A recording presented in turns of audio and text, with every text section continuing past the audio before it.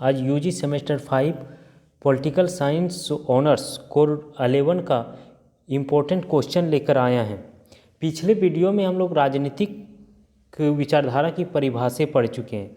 अब इसमें हम जानेंगे कि राजनीतिक विचारधारा की विशेषताएं क्या क्या है। चलिए शुरू करते हैं। क्वेश्चन है कि राजनीतिक विचारधारा की विशेषताएं क्या है। ठीक है, चलिए। हमारे युग के राजनीतिक विचार किसी न किसी विचारधारा के अंग हैं। यह एक ऐसा तथ्य है जो आधुनिक काल को विचारधारा का युग बना देता है। इसका यह परिणाम हुआ कि विचारधारा से भिन्न लोगों के भिन्न अभिप्राय हैं। उदाहरण के लिए, जबकि उदारवादियों ने स्वतंत्रता, समानता, न्याय और मानवता के मूल्यों पर बल दिया है, मार्क्सवादी लोग विचारधारा की घृणा की दृष्टि से देखते हैं और इसे समाज से निकाल देने की मांग करते हैं। अभिविन्यास के लोग परिवर्तन या उग्र परिवर्तन के विचार का भय की दृष्टि से देखते हैं और जन हत्या, नज़रबंदी, शिविर, अंधाधुंध, बमबामी या विस्मयवादी रखने वाले की बड़े पैमाने पर गिरफ्तारी के रूप में विशेषकर सर्वाधिकारवाद की विचारधारा से डरते हैं।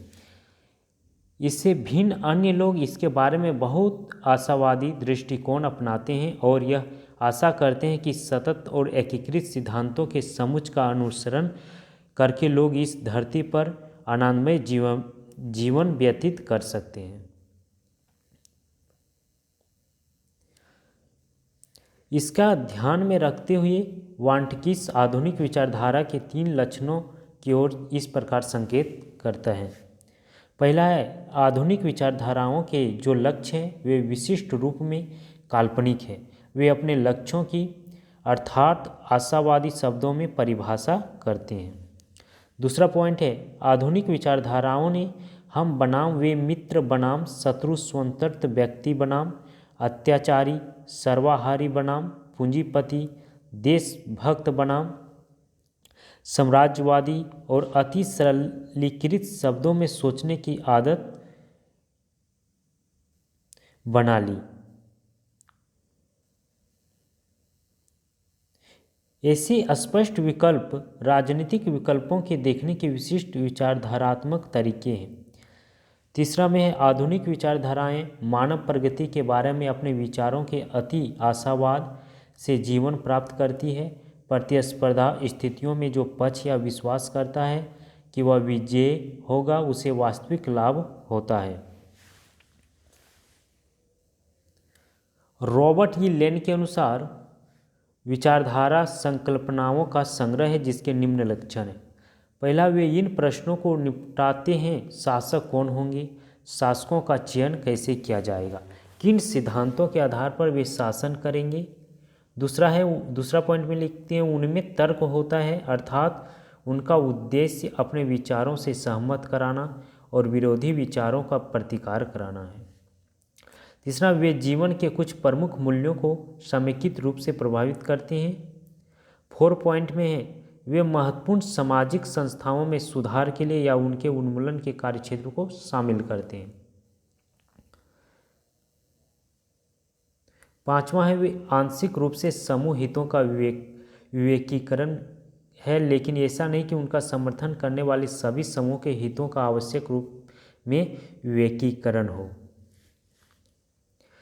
6 में वे सार और अंतःवस्तु में मानात्मक आचार संबंधी नैतिक हैं। 7 में उन्हें अपरिहार्य रूप से व्यापक विश्वास व्यवस्था में अपने संदर्भ से अलग किया जाता है और उनमें उस व्यवस्था की संरचनात्मक व शैलीगत विशेषताओं की भागीदारी होती है।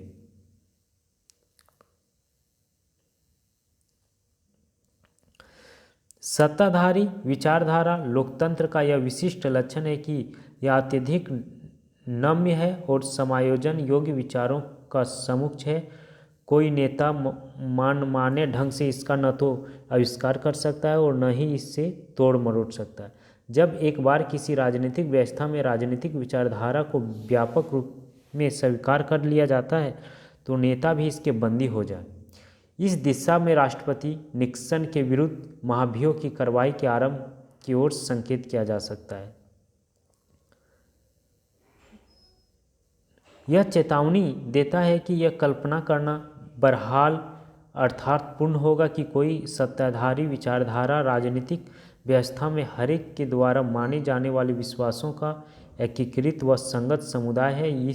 वह इस बारे में निम्न महत्वपूर्ण बिंदुओं को प्रस्तुत करता है।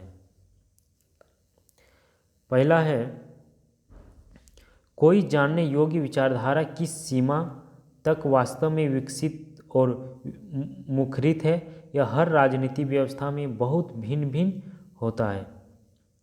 दूसरा पॉइंट है, कोई विचारधारा पूर्ण रूप में एकीकृत या आंतरिक रूप में संगत नहीं होती।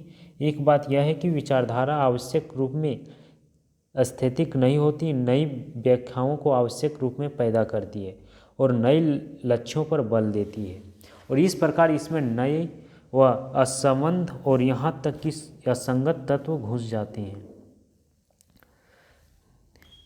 3 पॉइंट है,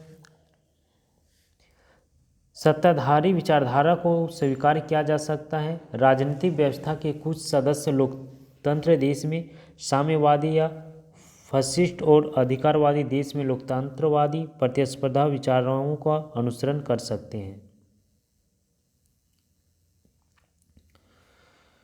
4 नंबर में, सत्ताधारी विचारधारा को शायद किसी व्यवस्था के सभी सदस्यों द्वारा एक रूप में कभी स्वीकार नहीं किया जाता है।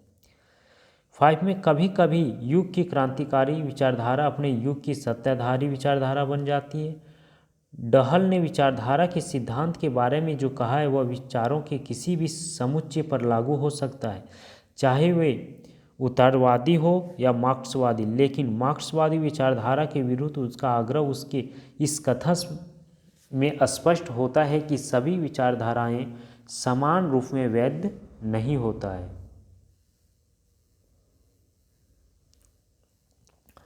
चलिए आज इतने तक। नेक्स्ट वीडियो में अराजकतावाद किसे कहते हैं, उसकी क्या क्या विशेषताएं हैं, उसके बारे में पढ़ेंगे।